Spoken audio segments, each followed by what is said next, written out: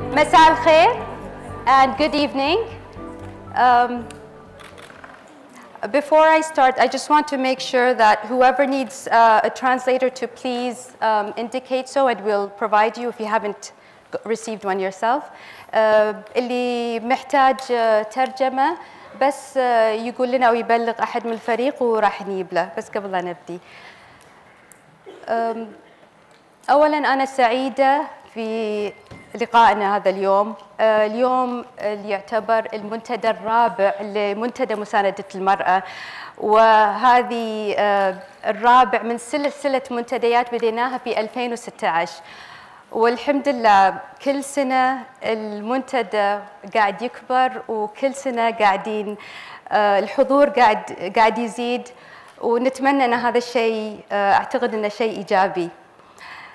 اليوم موضوعنا ريادة الأعمال الاجتماعية. حبينا نسلط الضوء على هذا الموضوع المهم. نبي نبين شلون ريادة الأعمال الاجتماعية ممكن يخلق فرص عمل ويساهم في تنمية المجتمع وتنمية اقتصاد البلد. فكان وايد أنا اللي يسعدني إن كل مرة إنه وايد سهل علي إن أنا أجد سيدات أعمال ناجحات يثرون الموضوع اللي نختاره. فاليوم الحمد لله يعني عندنا ما شاء الله 4 سيدات أعمال كويتيات راح يشاركونا، زائد عندنا رئيسة شركة ليماك اللي هي سيدة إبرو أوزدمير، وراح تكلمنا عن الأعمال الاجتماعية اللي هم قاعد يستثمرون فيها بالكويت وخارج الكويت. فعندنا ريادة الأعمال الاجتماعية من قطاع الشركات، وريادة الأعمال الاجتماعية من قطاع الشركات الصغيرة المتوسطة. وفي الجلسة الثالثة راح تكون معانا البروفيسورة كاثي كورمان من جامعة جورج واشنطن، وراح تصير جلسة تفاعلية، فأتمنى مشاركتكم. فراح ندعي من الجمهور، واعتقد في عبيتوا الفورمة اللي برا، فراح نختار فكرتين، راح ندعيهم ان يطلعون معنا على المسرح، وراح يصير في جلسة تفاعلية مع بروفيسورة كاثي كورمان، واتمنى تفاعلكم معنا. نبدي الحين بأول جلسة، وأدعي سيدة إبرو أوزدمير تفضل على المسرح. وطبعا محاورتنا والشريك الاستراتيجي لمنتدى مساندة المرأة الدكتورة العنود الشارخ. السلام عليكم جميعا. إذا تسمحوا لي أنا بحول حق الإنجليزي حق الحوار مع إبرو. إبرو أوزدمير, it is an honor and a pleasure to have you with us in Kuwait today at the 4th edition of the Women Mentor Forum. You are an extraordinary woman by all accounts and a visionary leader. And we are very grateful that you are here to discuss your leadership style with us. So if I may start with your trajectory within Limak. You joined Limak 11 years ago? No. It's more than that, 21. 21? Yes. Wow, how wonderful. So your entire career has been in Limak, right? Yes, as soon as I graduated, yes. And now you are the chairwoman of the Limak group? Yes. And you won Businesswoman of the Year in Turkey? Yes. So congratulations for that. Thank you. Yeah. Thank you. And what we see your leadership style is that it's a very active leadership style. You like to be involved not only in the core business product, but in the side activities as well, and the cultural activities. Yes. So if you can explain to us this leadership style that took you a 21-year journey, which is not a very long journey, from being part of the starting positions in Limak to now actually chairing an international group. Okay, thank you very much. And I'd like to thank the organizers who invited me to this wonderful event. It's very nice to be with you. And thank you for moderating. It's nice to be with you as well. So let me tell you, it's like I am born in an engineer all engineers family. Like my mother is an engineer, my father, my uncles, everyone in our family are like prototypes. So I grew up in this environment, and my father tries to make everyone an engineer. So whoever he sees and asks someone like, well, who should I be? You know, what should my daughter be? What should my son be? He's like, oh, first he has to be an engineer, and then he can do whatever he wants. So, you know, coming from this perspective, I always thought that I will be an engineer, a civil engineer. So I studied engineering in Boğaziçi University in Turkey, and then I went to New York Fordham University for my MBA degree. And I came back the 1st February 1997, and from the plane, I went directly to the office, and I started working. I didn't go home, just I found myself in the office. And since then, I'm working, so it's 21 years already. So Limak Group was founded by my father and my father's friend from university. And actually, my mother was in the same class, and she was the only girl at that time in mechanical engineer, a woman in mechanical engineer class. And everyone jokes with my father, saying that he's very practical. He found his partner and his wife from the same class. You know, imagine this. You know, we are from this very practical family, so everything is sorted out instantaneously. And the company started in mechanical designs first, but then to construction, and then we started making investments in energy and in hotels and, you know, distribution. And we started performing the projects not only in Turkey but elsewhere. But it's the first time I'm involved with another country this much, and Kuwait has become like my second home. Not because only we are performing one of the biggest contracts. Actually, it's the biggest contract a Turkish contractor is awarded outside Turkey, size-wise. But then I become the head of the Turkish Kuwait Business Council. And then, you know, coming back and forth, we started the Kuwaiti Women Engineers Project, which is actually the second project that I have started in Turkey, which is the Turkish Women Engineers Project. So I started to come to Kuwait every month. This month probably I'll be here 2 times. And this is a very interesting journey. Kuwait became our second home, and we have developed friends and so forth. But apparently, I mean, being in engineering so much from day one, I mean, think about myself. I mean, even when we are going to holiday, we stop by a site, we eat there, we go around. Even when I was in primary school, so we go to a dam construction, we go and stop at our highway construction. So I was always been involved in construction and in civil engineering. So growing up in this kind of an environment, I love construction. I mean, today I was in the airport site whole day, and it was very motivating. Staying in the site whole day gives you a lot of energy, and I've met all the girls there as well. So my journey is like started from Turkey, but of course afterwards we built the airport terminal in Egypt. We were in Balkans, Pristina. We built the airport terminal there. We built 2 dams in Albania. We are in Russia, Ukraine, Saudi Arabia. So in many countries, in India, Pakistan, and so forth. So we were involved in the region in many construction-related projects. We are in Africa. We're in Senegal. We're in Ivory Coast. So our excitement and motivation is continuous. But I'm very happy to be here. And we're very happy to have you. And clearly, you're turning into your father. You're trying to turn people into engineers wherever you go. You go as well.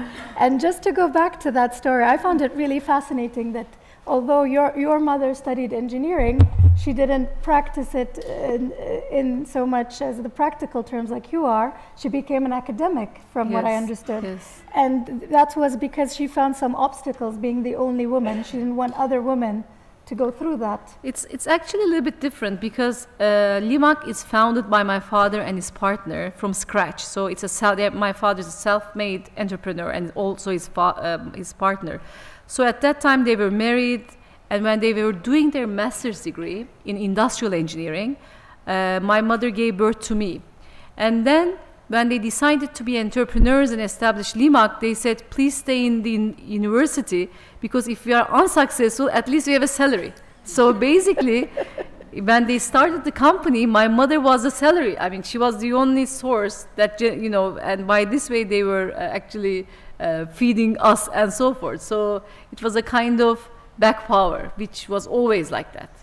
And you haven't found any obstacles being a woman engineer and being at the construction sites and wearing your hard hat? You never found that it was a problem that you were a woman in this role?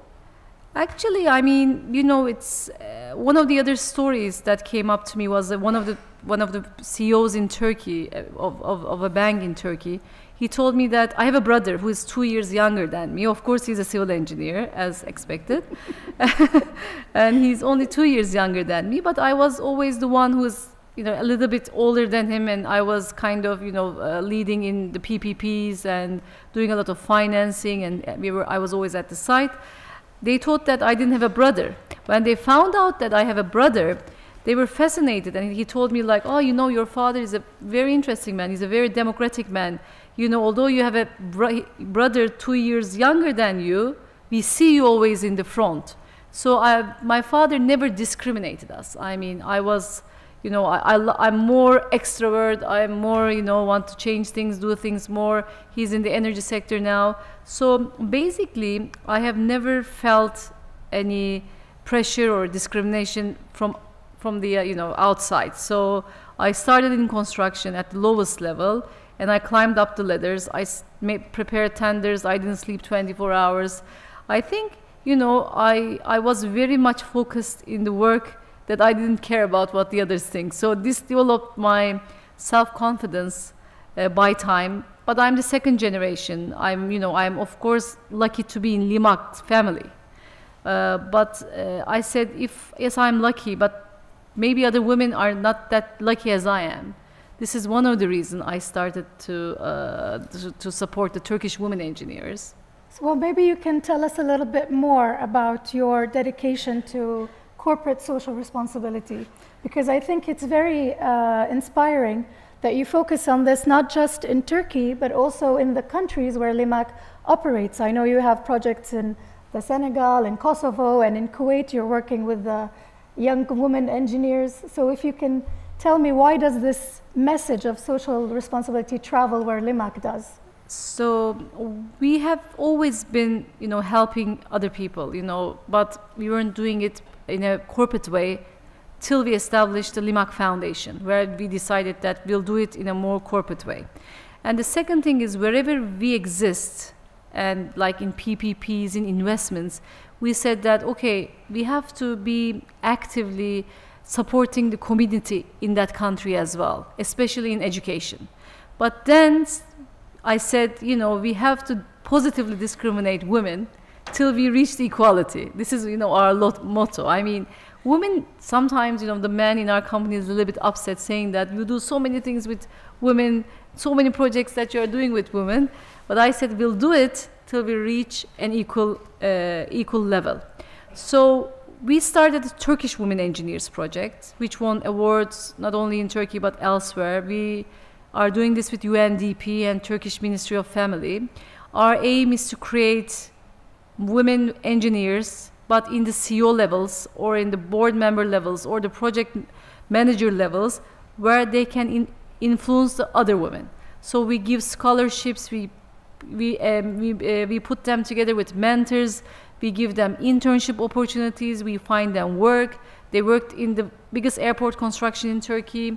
Now we're also building the longest bridge in Turkey, in the world, and they're working there. So we are creating women that can do work in the field, but also at the same time create some good examples and influence others.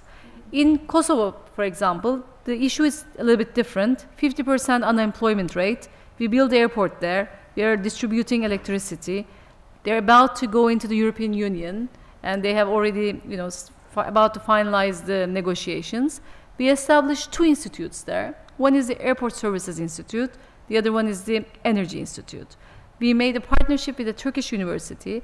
We are educating these young university students and give them a kind of certificate so that they can work any airport in Europe or any company that works in energy. So we wanted to create them employment. The message is clear. We said, we need people to work in the energy distribution of Kosovo, and this airport should be managed by the young Kosovian people. And this project has been ongoing more than 5 years. It's very well received in Kosovo. You know, the people, they are so happy, especially the families. They don't know us that we are operating the airport, but they know these projects. And they come and thank us for all the time. And we also built the airport in Senegal. And we're operating it. It's an African country. And now we are starting an academy there. And we also have it in Turkey, an energy academy where we educate people. So our motto in our foundation is clear. We do education, and also we do women empowerment. And this is the reason what I started in Kuwait, the Women Engineers Project. I went to the university. You know, university, 85% are women. Wonderful education. Everyone is fluent in English. Super self-confidence. I mean, I spend a lot of time with engineers all over the world, different countries. I mean, the Kuwaiti women are super self-confident, but we don't see them as much as they should be in the work and the sea levels. So this is the reason we created this project. And now, this morning, I met 12, from the first generation, out of 24 women, 12 of them are working in the site. Quality engineers, electrical engineers, planning engineer, and in all of these different groups or where we are building the airport. And what they told me is, one of them, they said, I'm coming to the airport and work so happy every morning. You know, I'm so motivated. So this is something that really motivates us. Yeah. Well, it motivates us too, and we love that you're supporting women so actively. But I think you're also, as a woman leader, you're setting a tone for the private sector, and that the private sector should be involved in political and social work, because under your leadership, Limak is involved in projects outside of your core business as well. Yes. So for example, you're on the Atlantic Council, and I know you're concerned about the refugee situation in Turkey. Exactly. So maybe you can tell us a little bit about that. Exactly, yes. This refugee, yes, some people ask me, why are you in the refugee? I mean, what is the deal? I said, because we live in Turkey, and our population is 80 million plus, and currently in Turkey there's 3.5 million refugees. I mean, this is an unbelievable number of people currently in Turkey. And most of the studies show that the refugees, 80% of the refugees, they don't go back. They stay in the country, they have migrated. So I started by having 2 women engineers from Syria in the project. Of Turkish women engineers. They are very brilliant. Unfortunately, one of the parents died in Syria, so they migrated from Idlib to Turkey. One of them very successful, double major in construction and in industrial engineering. And they told me that both of them, they want to go back, if possible, to Syria, and when everything is over, and they would like to contribute to the reconstruction of Syria if it's possible. But then there's this other group of people that they will probably not be able to go back, or they will stay. And with Atlantic Council, we prepared a report, and 2 very bright authors who are really professional in this field, they prepared the report. And they analyzed the Turkish policy towards the refugees. And we realized that Turkey has done a lot about that. Turkey is spending $30 billion on this for 3.5 million refugees. And what will be the next steps? I ask myself, I mean, as a private sector, is this going to be an opportunity if it's managed well? Is this the untapped human potential that could be used well so that it could help the economy? So this is what we will be working on as a next step. As private companies, I think we have a responsibility in the countries that we live in, and how the population will shape itself for the next generations or next decades. And this is what we are trying to find out. If migrations are managed well, it's an opportunity. Mm-hmm. If they are not managed well, it can cause huge issues, because then we would create a big population. They will have nothing to lose. And there could be massive issues among the population. So we don't want that. We want to keep this untapped human potential and use it for the happiness of both, for the country and for the refugees. So this is what I'm working on. Well, I think it's fantastic, and we should commend you for this, really, working on this. Thank But you. I'm also in awe of all the local and international cultural boards that you serve on, and I'm very jealous of your involvement in the arts. And you know, Limak even has its own philharmonic orchestra. Yes. So if you can explain to us a little bit, how does supporting the arts benefit your business? You know, you're building cement bridges, but you're also building these amazing cultural bridges. So can you tell us more about this? Exactly. It's we established a philharmonic orchestra, and we are going to the roots of Turkish music. This is another goal of our foundation, because we realize that the Turkish people, they don't like philharmonic orchestras. So we said that, and there's amazing old Turkish musicians who are in the heart of every Turkish people. So we tried with a friend of mine. Now he became the head of the Turkish Ballet and Opera. Why don't we put the old Turkish music into the philharmonic version? And it became very successful. And we operate all over Turkey. We have construction sites, we have cement plants, we have energy plants. We are currently probably exist 50 cities in Turkey. So we decided to make this big philharmonic orchestra with 60 members and put the old Turkish music in the philharmonic version, and we gave 14 different concerts all over Turkey. We reached around 30,000 people. Everybody was so happy. I mean, we saw in the concerts the amount of emotions that came up listening to the songs of their older generations in that version. And now we are working on the CD and the documentary as well, because we are investors, but we invest also in the happiness of the people as well. I mean, we invest in the cultural roots, cultural foundations, because our aim is to make people happy. I mean, to build an airport in Kuwait, I think it's going to be an iconic structure. It's going to be, I think, the most beautiful airport in the world, one of the most beautiful airports in the world. I think every Kuwaiti will be very happy. But at the end of the day, it's a public service. You know, we want to create people, happy passengers, to fly out and come back. So we want to maximize the experience of the people. We want to maximize the happiness of the people. And this comes in different layers. You give them a public service, and then you create a nice music environment. You take care of the refugees. So this becomes like, or you support the women engineers. You really create a resilient engineers who are happy mothers, and that influence the next generations. So this is currently our aim, what we are trying to do. I don't know if I can explain it. But maybe you can tell me more about you supporting young Turkish artists. I hear your office is covered with artworks, and so is the headquarters. Please come to our office. I want to come and visit and see it. Yeah. Yes, everybody is invited here. This is my personal, actually, this is my personal collection. But a collectioner always loves when I find some walls, because if there's no walls, there's no space, then the art stays in the storage. So, you know, they give me the opportunity to put the art pieces that I have in my collection, which is generally 70% Turkish young contemporary artists, 30% international contemporary artists, and it's all over our office. But I gave people a chance to choose what they want from the collection. So it's, and we also have a foundation in Turkey where I'm in the board, where we support the Turkish artists outside Turkey to increase their visibility.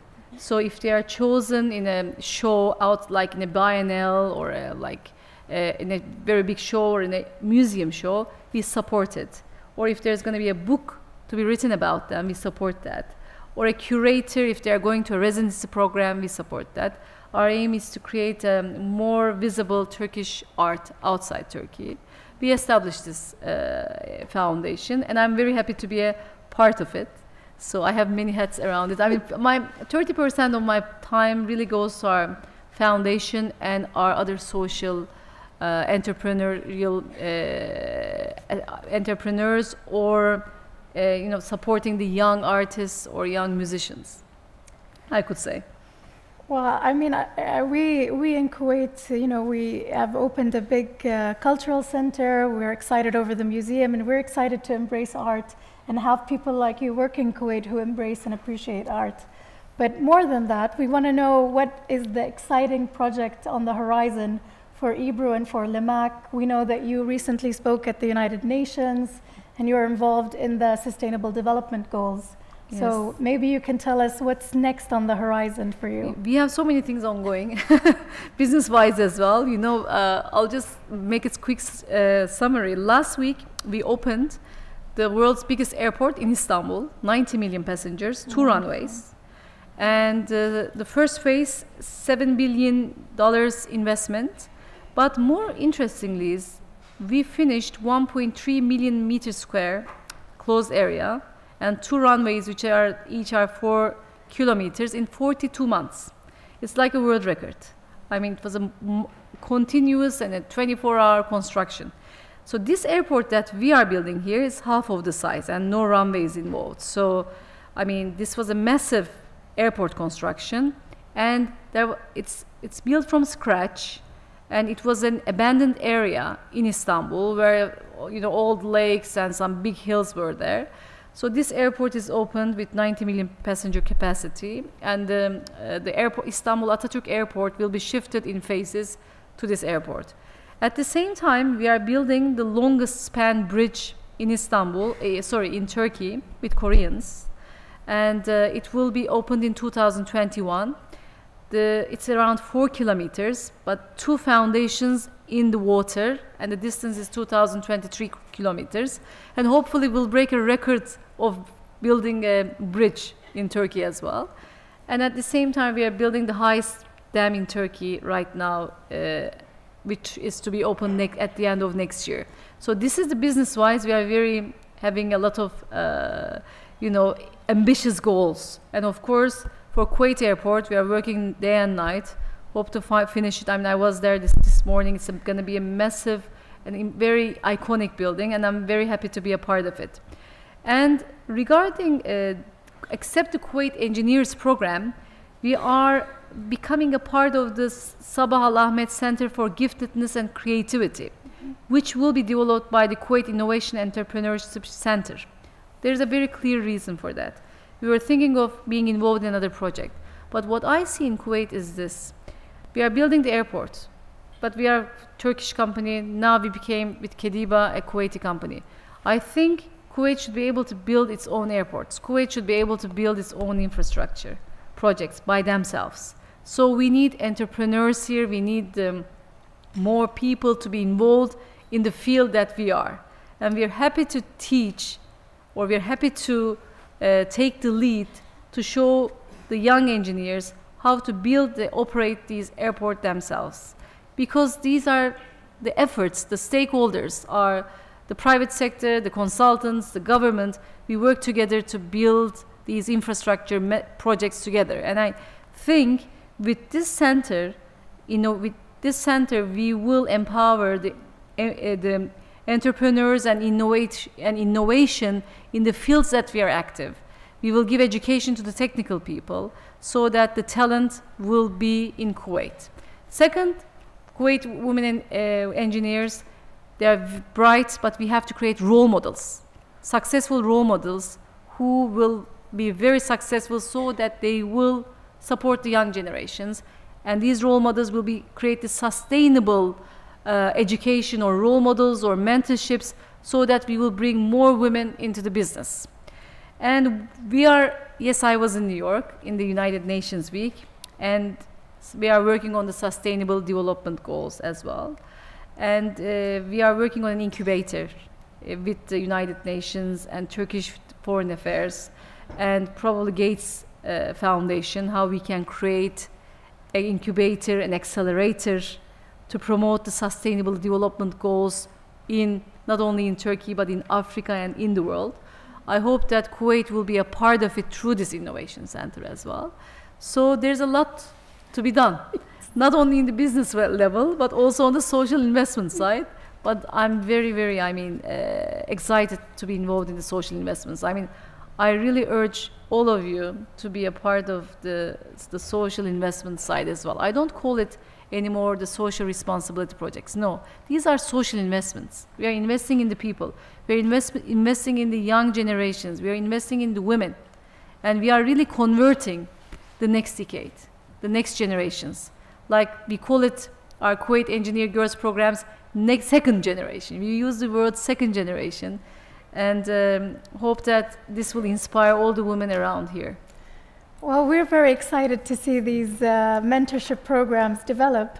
As you know, in the Women Mentor Forum, we're really strong believers in the need for positive role models and mentors for young women, and we're very happy to hear that this is actually part of the development plan that you have with the young women engineers. So my question to you is, how important was it for you to have a mentor yourself while you were going through your process within the company? So it was important, but I was lucky because, you know, my father and his partner from classmate engineers, I was always, you know, kind of working with them. My uncles, my family, and, you know, for example, one of our CEOs who's also leading the Kuwait project, he's been in the company since it's established 40 years. He's also like a family member. I mean, my father probably saw him more than I do. So I was always surrounded by many successful engineers from the family or people like family. And also my mother, who was a very successful engineer, who was an academician, and who was always a role model for me. This is the reason I said mentorship is so important. What we did is, for every girl in Turkey, we chose a very successful mentor. But if the student is a civil engineer, we chose a civil engineer as a mentor, but we also gave her education to be a mentor. And they are working together, and we achieved very successful relationship there. Because if you see something, you can do it better. You have to see it with your own eyes. You have to touch this person. You have to see what the difficulties he had, how resilient she is, how much what she did when she saw an obstacle. If you are really seeing it, and if you live that experience, then you understand that, and you are more convinced that you can get over this obstacle easier. This is the reason we have to touch these people, we have to see them, we have to read them, we have to understand them more. And I did that. And each day, you know, it's not easy, of course. I mean, work everybody experience. Nothing is easy. Every day you wake up again. Every day there's another new day that you have to make new decisions. You have to sort out new problems. But the important thing is that you never give up. And there's always a solution. The best thing is you make a decision. The worst thing is if you are indecisive. There's no bad decision. The bad thing is if you don't make a decision.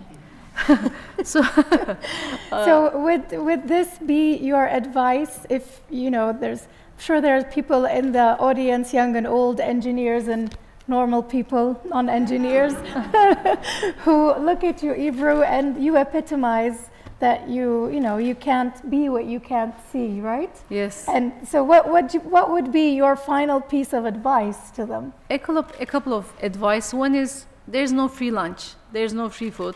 I mean, if you don't work, there's nothing that you can get. I mean, sometimes I meet people, they just want to be a general manager day zero. She starts working, next day she wants to be the general manager, second day the chairman of the board. There's nothing like that. I mean, even if they propose this to you, don't accept it. I mean, the worst thing is if you accept something that you are not ready. You have to go, from every stair of that ladder. I mean, you have to really experience it. In school, yes, I graduated from civil engineering, but how much do we learn? We learn a lot of things from the book, but the real experience is the work. I mean, the real experience is what you see at work and how you deal with the issues. And there's, different saying that it's not that what you encounter, but it's how you react to it.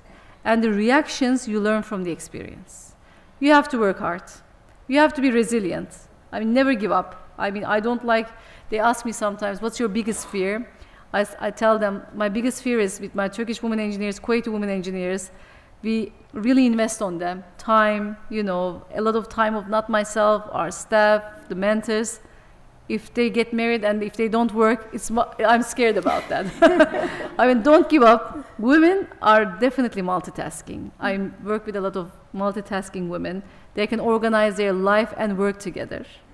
And work hard, you know, do your life-work balance, never give up. Endurance is the most important thing. And the last thing is create role models and support yourself. Sisterhood is the most important other thing. I see men supporting each other all the time in every levels. I don't see this in women. So we have to really motivate women to support the others. We have to encourage it. That's it. I hope Do you want us to take some questions? Sure, if we have time. So in the spirit of sisterhood that we're all here celebrating today, I'm going to ask if we have a question for Ebru, because we're very lucky to have her here, and we can put her on the spot with a question now. Is somebody, yes? Good evening. How are you? And thank you very much for your beautiful motivation. We're all, I'm sure, very inspired. I think I have only one small question. You come off as very ambitious. Was there a prize for your ambition at some point? Something we can learn from? A prize for your ambition. Were you too ambitious at any point? Did you learn anything that slowed you down or helped you reorganize your dream or your goal? Yes, I mean, before, you know, when I first started, I was very more direct and more ambitious. So if, you know, someone refuses me, or, you know, if they don't accept my proposal to invest something, I was very demotivated, I was very unhappy and so forth. But as time passes, you really understand a couple of issues. One is to negotiate. You know, you cannot have everything. You know, you have to negotiate. Second is you have to compromise. I mean, you cannot get everything. It's like life, business life, all life is give and take. You take some, you give some. And it's not one-sided. It's as much as you give, as much as you take. It's like a continuous compromise and negotiation is going on. So you can't be like 100 and 0. So you have to agree on different levels. I was like that. I was less compromising. Now I'm more tolerant, and I listen to people more, I hope. And I'm more team worker now. You know, I think it's also another important aspect. Sisterhood and team working and work together, feel together, aim together is the most important thing. But life teaches you, and aging teaches you that as well. And the kids, probably. Yeah, well, we'll accept the kids, but we won't accept the aging part, Ebru. Thank you so much for being with us today. Yes, thank you. And I have one more remark. Our ambassador is here from Turkey, and she's an electrical engineer. But I want to say something. She's coming. Her Excellency is coming from an old engineer family like me, like I am. Like the brother engineer, 3 sisters are engineers, and there's something very important too. You can become an engineer, you can become an ambassador, you can become a minister. Her sister was a minister of family, and she's now in the parliament member. So I think we should dream, and we should be able to work for it as well. So it's a very great role model, and I hope she'll have time to meet her as well. Well, thank you for being here, Your Excellencies, and we look forward to more Turkish-Kuwaiti projects, yes. Especially with you leading the Business Council. You'll see, hopefully, together. Okay, together. Thank you very much. Thank you.